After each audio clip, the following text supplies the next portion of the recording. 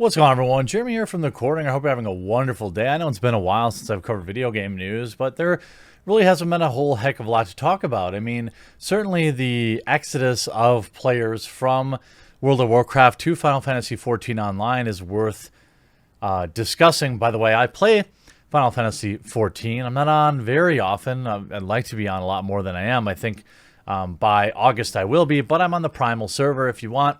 You can find me. My name's The Quartering on there. I enjoy the game greatly, and I've mostly just played by myself, but that's okay too. So there's allegedly some pretty big Blizzard leaks today that a former WoW developer has commented on, which I'm going to go through, and then also address some of the things that maybe don't make sense. So there's, these leaks, these Imgur leaks from supposed insiders and employees are always something to be taken with an absolute grain of salt. You can see here, supposedly this is a Blizzard leak about the current state of WoW. It may not be legit, but the attitude described about the monetization and how the devs view gamers and hate of streamers is true overall in AAA dev. How did we get here? A couple things happened in AAA dev that led to this. The biggest thing is the money. Once AAA gaming got bigger than the media, you started to attract a lot of executives who are in it for the immense profit versus the love of making games. This change starts at the top and is made worse by game companies going public. He's 100% right about that. Now, this starts to flow down to middle management who are starting to make serious cash. The why of companies changes. Instead of going for games, they go for that would love to play and identifying themselves as gamers. There's now this sense of other. We made the games, they pay for them.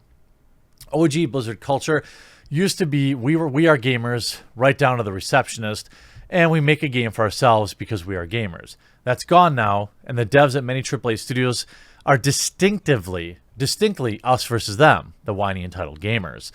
This was not helped by the increase in personal attacks on devs by gamers themselves. Gamers are passionate, and unfortunately, this move beyond criticizing the game to personal attacks and some really unsavory and threatening behaviors. I think that's fair too, reasonable. Let's get back on the money. Once games were obvious, by the way, Grums is a solid follow on Twitter, Mark Kern. Once games were obvious moneymakers and everyone started to play them, and a cool rep, you started to attract a different type of developer. The first wave did it for free, made very little money, very little success, just to make dreams happen. But once games were viewed as stable, myth, and more glamour, career choice, with good pay, you started to attract types of professionals who are very good at their job, but definitely still what I call 9-to-5ers. They treated it not as a passion, but as a routine job. Again, this wasn't helped by the upper management, who is now fully flooded with MBA marketing types. Hey, I take that personally, who treat game devs poorly and binge hire and fire them to protect, treating them as tools. Hard to block, hard to have a person when both management and angry gamers don't have your back. Then Zigna blew up big on Facebook. The metrics were becoming important, along with predatory monetization. When mobile exploded and everything became free with pay to win, the sheer scale of gaming profits leapt an order of magnitude or two forwards. Billions, not millions. And I would agree with that. Suddenly making games for us, for game's sake, was not the goal. Now games needed to collect metrics, retain users, and the way success was judged was about how much money per user you can make versus having a great game. Focus moved from gameplay to monetization metrics. When you design games for monetization metrics, you get a very different type of game than if you play for gameplay. The two are often at odds. If you find yourself deliberately making your game worse so it can sell better, convenience items, and power items. This is something that Assassin's Creed Odyssey was kind of accused of with XP boosters and things of that nature. It's like, do I know for a fact that you made your game unnecessarily grindy and worse? No, I don't. But the fact that you're selling something to make your game quote unquote easier makes me think you did. He goes on to continue. While Jobs was talking about sales and marketing staff versus product makers in games, it's worse. Versus product makers in games, it's worse. In games, designers are now the sales staff. The gamification of monetization makes or breaks a AAA game. So now even your product people are contaminated with this mentality. The devs who do it for passion, who are tired of being blamed by gamers for corporate decisions above them, and who do it out of genuine passion, well, they leave and go indie. Also true. What remains are those who are doing it as a job. One they often hate, and they are not innovators. The arrogance is also real. Steve talks about how when you get surprised because you have a monopoly on the market, WoW had a monopoly on MMOs, and they are no longer gamers, but game salespeople. So of course they are prone to disruption. In this case, it wasn't Square and Final Fantasy by itself, just that happened to be a game that was competing on gameplay instead of monetization because they were not the monopoly. It's also an old enough game where the old values of gameplay were more important. What sparked the exodus from WoW started with a player base that was tired of being treated like customers and often treated in a monopoly, taken for granted, and milked for cash. Then came the streamers. Now, before I get into this, by the way, this is a legendary thread by Mark. You can see new mount, Sapphire Skyblazer, 1.4 thousand upvotes, 8.4 thousand downvotes. My mind's telling me no, but my body's also telling me no. So is my wallet. Come on, guys, why all the dislikes? Gabi Kotick's 100th yacht doesn't pay for itself. Could you maybe invest the money you get from these mounts into the game instead of into bonuses for your executives? Sorry for making you wait 6 months. Now give us money for this completely new mount while we give you reskins for normal content. You can even see in a now unlisted video on the Sanctum of Domination raid finale. This is the cinematic, which I won't play because I don't want to, I don't want to spoil people.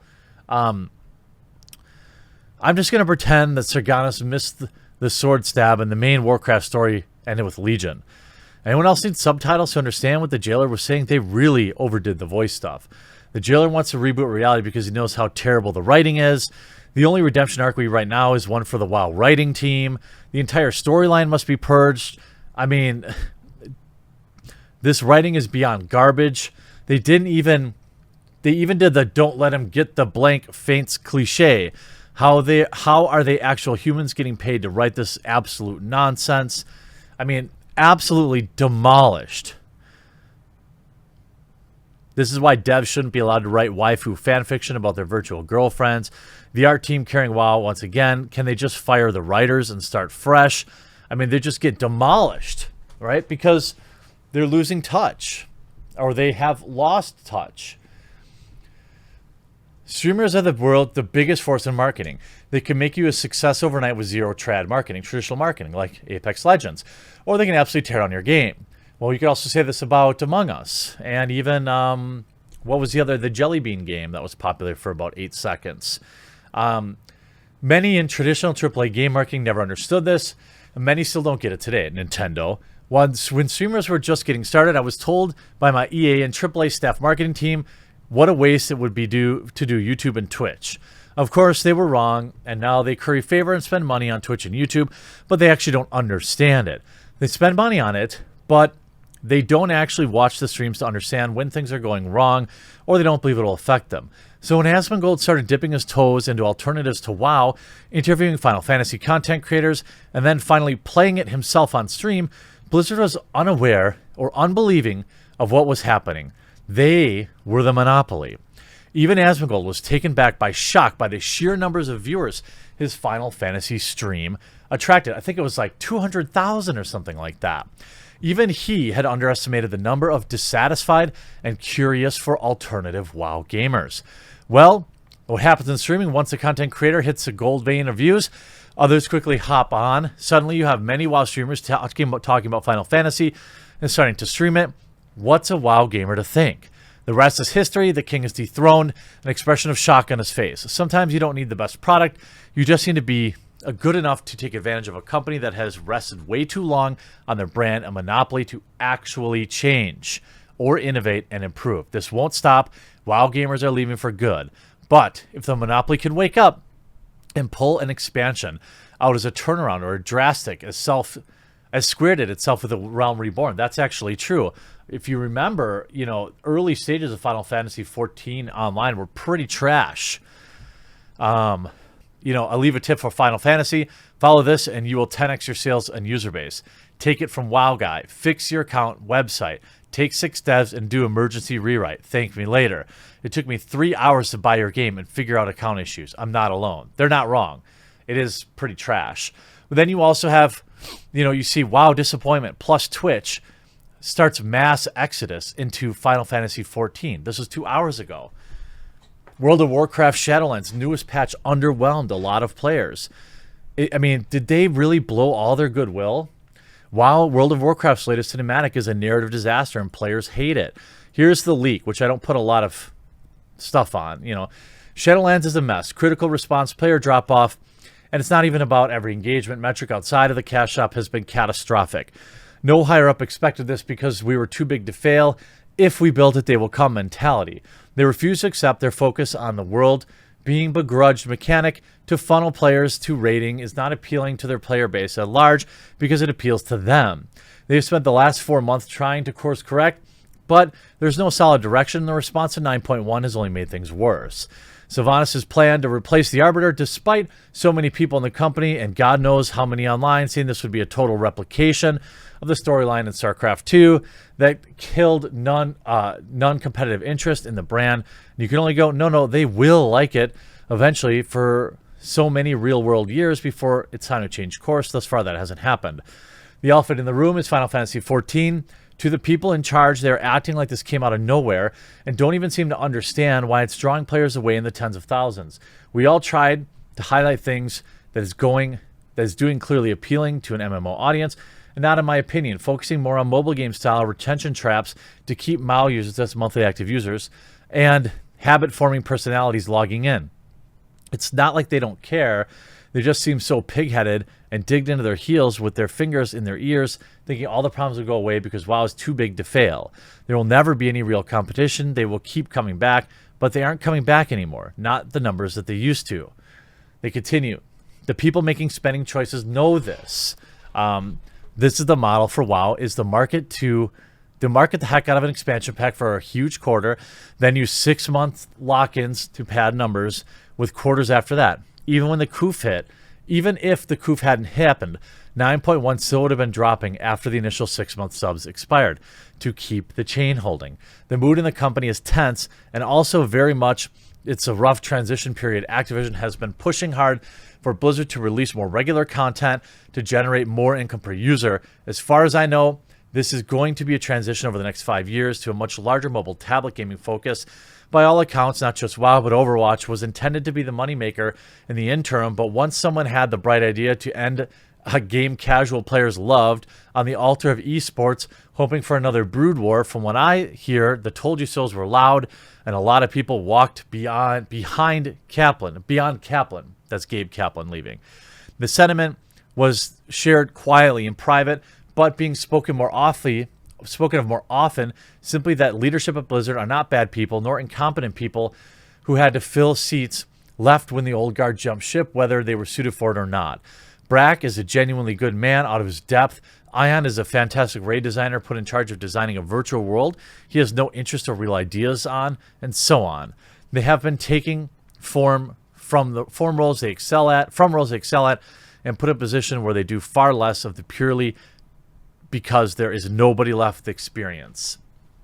You go on, 2021 has seen the player base of media gaming at large turn on WoW to a degree. I don't think this leads to their positivity dojo bubble considered possible. It's gone from people going, this is how Blizzard needs to fix WoW, to WoW is no longer salvageable, time for greener pastures. And I think that some level, this was never considered as a possibility, so there's never been any major plans around the casual try and minimize player drop-off by arranging releases around competitors launching products, the official forums being filled with talk of Final Fantasy XIV, and worse, why do we actually pay for a sub hasn't helped.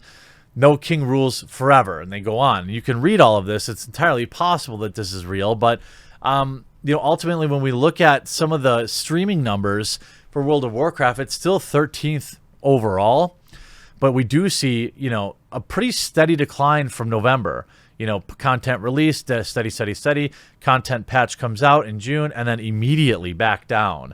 If we look at, in terms of streaming numbers, Final Fantasy 14, for example, it's never been like that massive of a competitor, or it's never been a top type game, but here it is now.